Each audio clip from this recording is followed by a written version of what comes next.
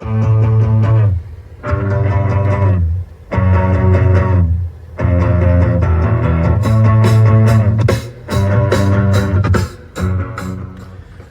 in this little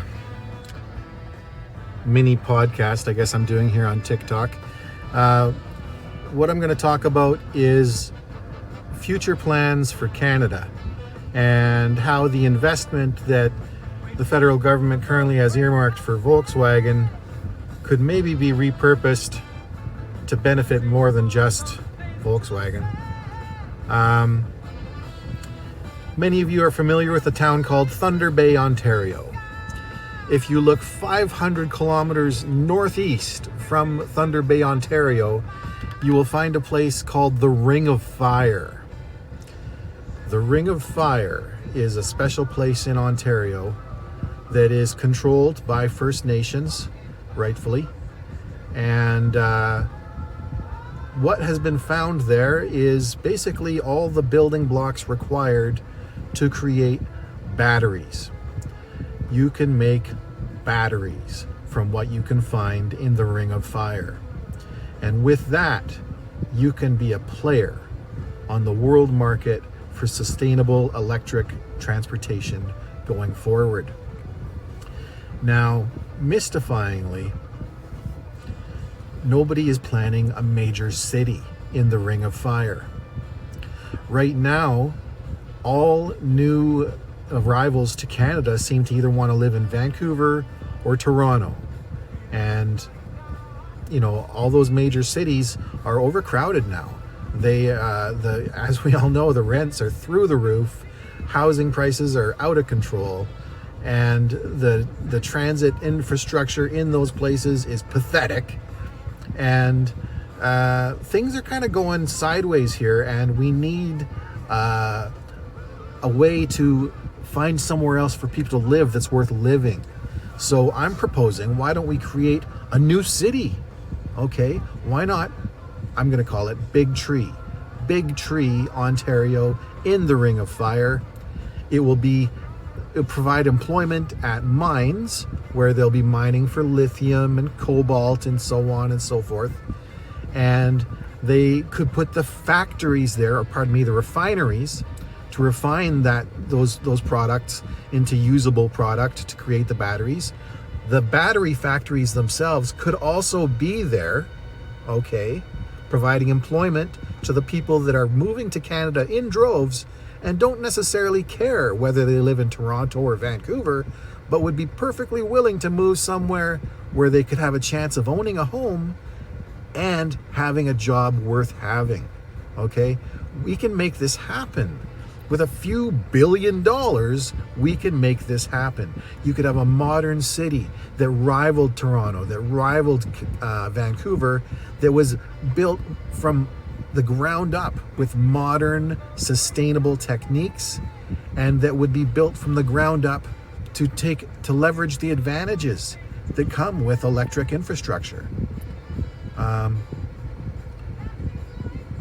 The other amazing things, once we did that, okay, let's assume that we just waved a wand and now we have mines and factories in the Ring of Fire producing batteries like till the cows come home, right? Well, what can we do with those batteries? Of course, we can make cars, we can make trucks, duh, of course. But guess what? We can also make flying machines. We can make aircraft, of course, just plain old, airplanes with electric motors with batteries. But we could also make really large drones that could literally be something big enough to, say, lift a small bus. Those would be electric powered, and they could be a vertical lift system that would be very inexpensive to operate, extremely inexpensive to operate, and would not require some kind of complicated supply chain to get energy to it, because it wouldn't use liquid fuel. Now, building on that concept, okay, now you've got flying machines that can lift vertically, inexpensively, and that can be built in the thousands. And we have the Canadian North, which needs to be populated, okay? Problem with the Canadian North is there's no roads. It's a very difficult place to build roads, especially now that it's melting and the permafrost is turning to muck. But what doesn't matter to flying machines is roads, okay? If you've got cheap vertical lift flying machines, you can now go populate the north. You can put cities and towns in places that are almost impossible to get a truck or car to, okay? Because it doesn't matter, because you're going to have cheap flights in and out that can land vertically. You don't even need a friggin' airport, okay?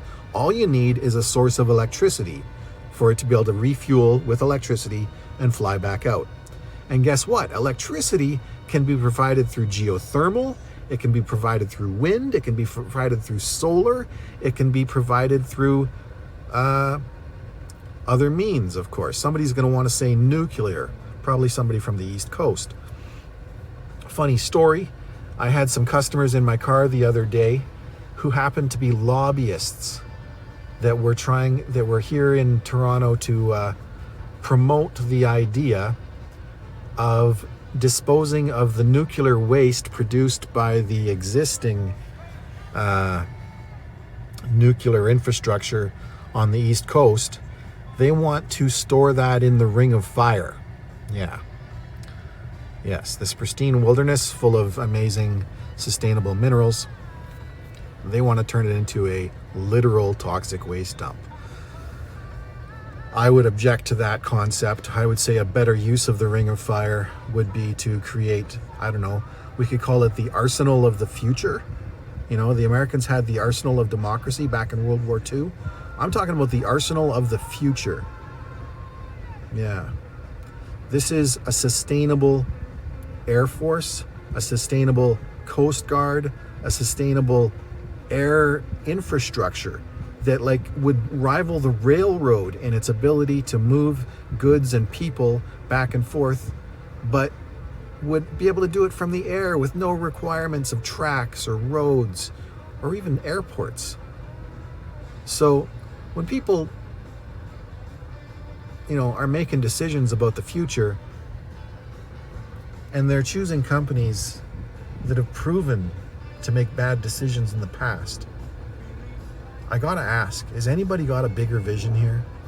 Is anybody really taking a hard look at where we could be, where we are, and thinking to themselves, it could be better?